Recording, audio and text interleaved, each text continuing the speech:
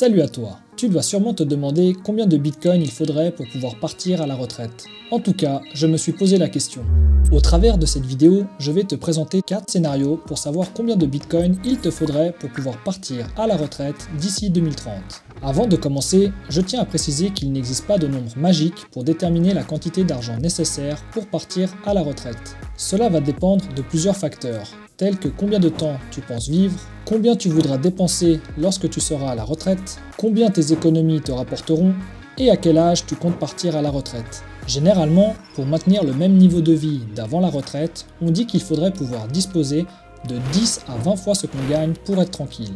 En gros, si tu gagnes 100K à l'année, il te faudrait entre 1 et 2 millions. Une étude de 1994, connue sous le nom de la règle des 4%, suggère qu'il faudrait pouvoir puiser chaque année 4% de ses économies en tenant compte de l'inflation et pouvoir continuer ainsi pendant 30 ans sans perdre l'intégralité de son capital. Pour cette vidéo, disons qu'il faudrait prévoir 1,6 million pour pouvoir partir à la retraite. Dans la plupart des pays tels que les États-Unis, on peut confortablement vivre à la retraite en puisant 4% de 1,6 million par année, sans avoir besoin d'autres revenus externes. Donc dans cette vidéo, je vais répondre à la question de combien de bitcoin il te faudrait aujourd'hui pour pouvoir obtenir l'équivalent de 1,6 million en 2030.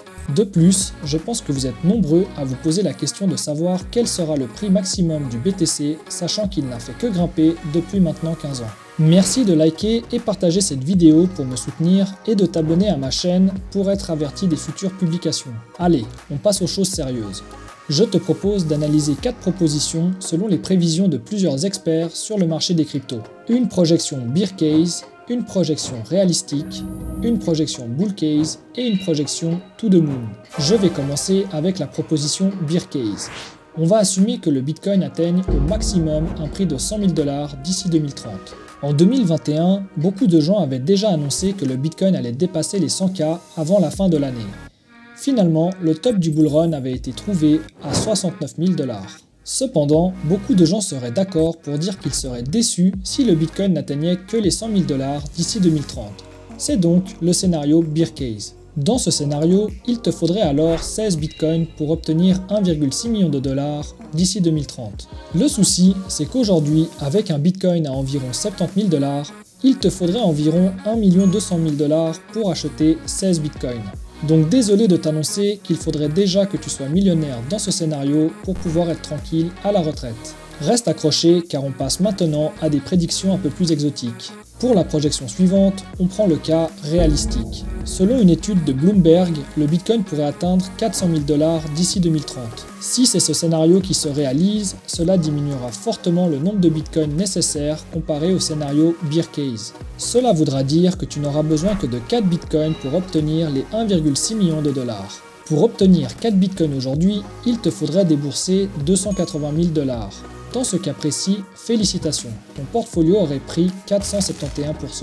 On continue avec le scénario bull case. Mais avant, si tu es plus Ethereum que Bitcoin, je te rappelle que j'ai publié une vidéo sur comment stacker tes Ethers afin de générer des revenus passifs. Tu peux directement cliquer ici pour la visionner. Pour la projection bull case, on va se baser sur la prédiction de Cathie Wood, qui est la PDG et CEO d'Ark Invest, une société de gestion d'investissement. Elle et son fonds d'investissement sont confiants sur le fait que le Bitcoin sera valorisé à au moins 1,48 million d'ici 2030.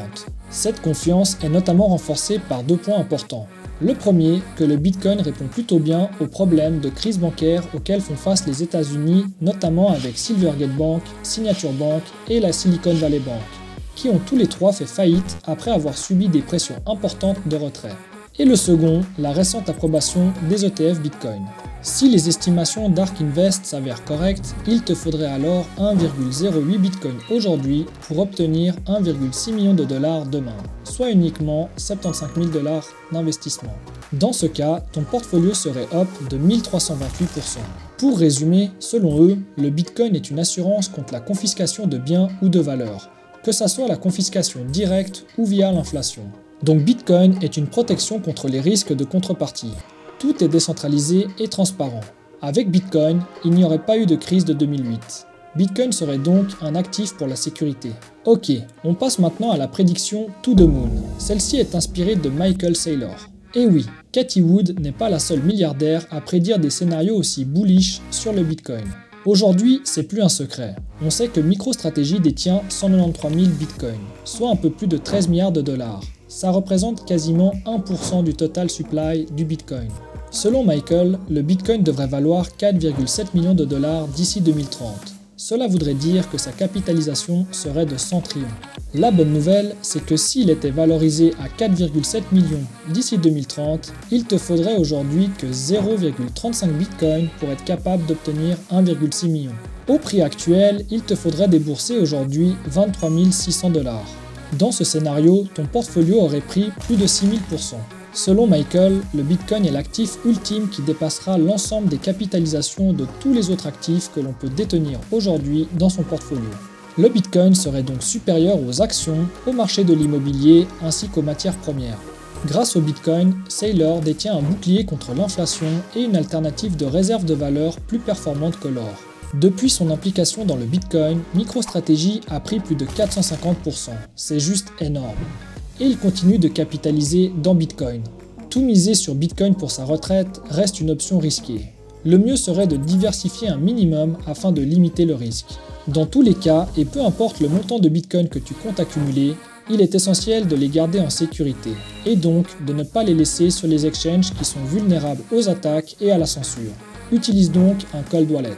Finalement, peu importe le scénario qui se réalisera, je pense que détenir un peu de Bitcoin sera dans tous les cas bénéfique pour le futur. Je t'annonce que dans ma prochaine vidéo, je vais te montrer comment assurer le suivi de tes cryptos de manière simple et efficace. Je te remercie, c'était Swiss Crypto Quest, à la prochaine.